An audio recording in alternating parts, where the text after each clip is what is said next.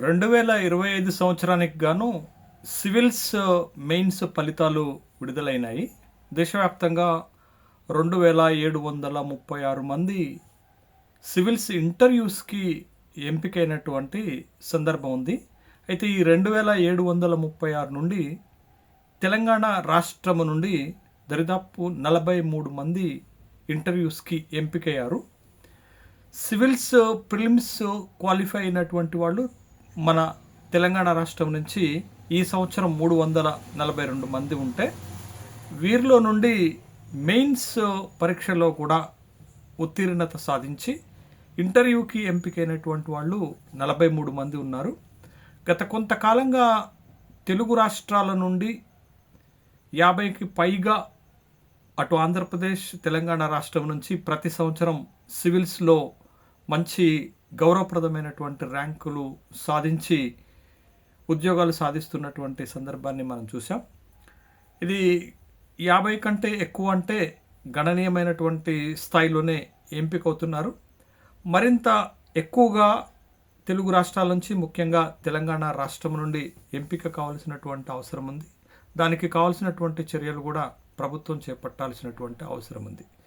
తెలంగాణ ప్రభుత్వము civils qualify అయినటువంటి వాళ్ళకి, అదేవిధంగా ఇంటర్వ్యూస్కి వెళ్ళేటటువంటి వాళ్ళందరికీ కూడా రాజీవ్ గాంధీ సివిల్స్ అభయహస్తం పథకం కింద ₹1,00,000 ఇవ్వటం జరుగుతుంది. ₹1,00,000 ఆర్థిక సహాయం రాష్ట్ర ప్రభుత్వం నుండి చేయటం జరుగుతుంది. అయితే కేవలం ఆర్థిక సహాయానికి మాత్రమే పరిమితం కాకుండా సివిల్స్ ప్రిపేర్ అవుతున్నటువంటి విద్యార్థులకి, సివిల్స్లో ప్రిలిమ్స్ క్వాలిఫై అయినటువంటి వాళ్ళకి, మెయిన్స్ పరీక్షలు రాసేటటువంటి వాళ్ళకి, ఇంటర్వ్యూస్కి వెళ్ళేటటువంటి వాళ్ళకు కూడా అకాడమిక్ పరంగా ప్రభుత్వము పూర్తి సహాయ సహకారాలు అందించవలసినటువంటి అవసరం ఉంది. ముఖ్యంగా తెలంగాణ రాష్ట్రంలో డిగ్రీ స్థాయి నుండే సివిల్స్ ఓరియంటేషన్ని ఆయా కళాశాలలో ప్రభుత్వమే ప్రారంభిస్తే బాగుంటుందనేటటువంటి అభిప్రాయాలు వ్యక్తమవుతున్నాయి. చాలామంది పిల్లలు డిగ్రీకి వస్తున్నప్పుడే సివిల్స్ లక్ష్యంగా వస్తున్నటువంటి నేపథ్యంలో, ఒకనాడు ఇంజనీరు, డాక్టర్లు కావాలనేటటువంటి లక్ష్యము ఉన్నటువంటి వాళ్ళు ఇవాళ డిగ్రీలో జాయిన్ అవుతున్నటువంటి చాలామంది పిల్లల్లో ఒక పూర్తి స్థాయి అవేర్నెస్ వచ్చింది. వాళ్ళు సివిల్స్కి ప్రిపేర్ అవుదాం అనేటటువంటి ఒక మోటివేషన్ తోటే డిగ్రీలో చేరటం జరుగుతుంది. ముఖ్యంగా డిగ్రీలో ఆర్ట్స్లో చేరేటటువంటి విద్యార్థుల్లో చాలా ఎక్కువగా ఈ సంఖ్య కనపడుతుంది ఇటీవల కాలంలో.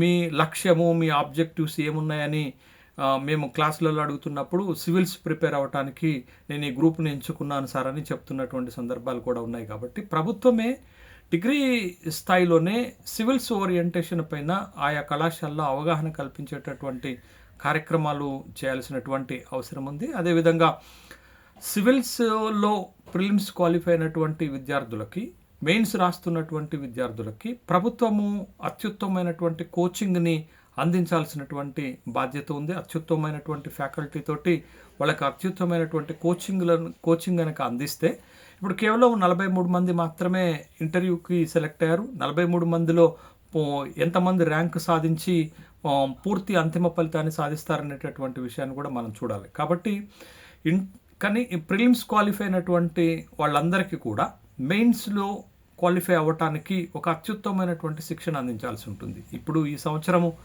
ప్రిలిమ్స్ క్వాలిఫై చేసినటువంటి వాళ్ళు తెలంగాణ రాష్ట్రం నుంచి 342 మంది ఉన్నారంటే అది చాలా బిగ్ నెంబర్గానే మనం చూడాల్సినటువంటి అవసరం ఉంది. కానీ దాంట్లో నుంచి కేవలం మెయిన్స్ క్లియర్ చేసి ఇంటర్వ్యూకి వెళుతున్నటువంటి వాళ్ళు 43 మంది అంటే తక్కువగానే ఉన్నట్టుగా మనం భావించాలి. కాబట్టి ప్రభుత్వము ఈ విధమైనటువంటి ఆలోచన కూడా చేయాలి. డిగ్రీ స్థాయిలోనే సివిల్స్ ఓరియంటేషన్ కల్పించేటటువంటి కార్యక్రమాలు డిగ్రీ కళాశాలలో చేపట్టడంతో పాటు సివిల్స్ ప్రిపేర్ అవుతున్నటువంటి వాళ్ళకి అటు ప్రిలిమ్స్ కానీ, మెయిన్స్ కానీ, ఇంటర్వ్యూస్కి కానీ రాష్ట్రంలోనే ఒక అత్యుత్తమమైనటువంటి కోచింగ్ను అందించేటటువంటి బాధ్యత ప్రభుత్వం తీసుకోవాలి. ఇప్పుడు ఆయా స్టడీ సర్కిల్స్ ద్వారా ఇస్తున్నటువంటి సందర్భం ఉంది. కానీ ఆయా స్టడీ సర్కిల్స్ ద్వారా కాకుండా హైదరాబాద్లో ఒక ప్రత్యేకమైనటువంటి స్టడీ సర్కిల్ ఐఏఎస్ సివిల్స్ ప్రిపరేషన్కి ఉన్నప్పటికీ కూడా వాటిని జిల్లా స్థాయికి విస్తరించాల్సినటువంటి అవసరం ఉంది. జిల్లా స్థాయిలలో కూడా ఐఏఎస్ ప్రిపరేషన్కి, సివిల్స్ ప్రిపరేషన్కి ఒక ప్రత్యేకమైనటువంటి స్టడీ సెంటర్స్ని ఏర్పాటు చేయాలి. తమిళనాడు ప్రభుత్వము ఏ విధమైనటువంటి ఈ విషయంలో చర్యలు తీసుకుంటుందో విద్యార్థులకు సివిల్స్ పైన అవగాహన కల్పించటం అత్యుత్తమమైనటువంటి కోచింగ్ ఇస్తుందో అదే విధమైనటువంటి ప్రాసెస్ని తెలంగాణ రాష్ట్ర ప్రభుత్వం కూడా సివిల్స్ ప్రిపేర్ అవుతున్న వాళ్ళకి ఇస్తే తెలుగు రాష్ట్రాల నుంచి ముఖ్యంగా తెలంగాణ రాష్ట్రం నుంచి పెద్ద ఎత్తున సివిల్ సర్వెంట్స్గా ఎంపికయ్యేటటువంటి అవకాశం ఉంది. కాబట్టి ప్రభుత్వము ₹1,00,000 ఆర్థిక సహాయంతో పాటు అకాడమిక్ సౌండ్నెస్ కోసము అకాడమిక్ కోచింగ్ని కూడా ఒక అత్యుత్తమైనటువంటి కోచింగ్ని ఇస్తే బాగుంటుందనేటటువంటి అభిప్రాయాలు వ్యక్తమవుతున్నాయి. కాబట్టి డిగ్రీ స్థాయి నుండే సివిల్స్ ఓరియంటేషన్ పైన అవగాహన తీసుకురావడంతో పాటు సివిల్స్ ప్రిపేర్ అవుతున్నటువంటి వాళ్ళకి అకాడమిక్గా అన్ని రకాల సహాయ సహకారాలు ప్రభుత్వం వైపు నుంచి అందితే తెలుగు రాష్ట్రాల నుండి తెలంగాణ రాష్ట్రం నుంచి మరింత ఎక్కువ మంది సివిల్ సర్వెంట్స్గా మారేటటువంటి అవకాశం ఉందనే అభిప్రాయాలు వ్యక్తమవుతున్నాయి.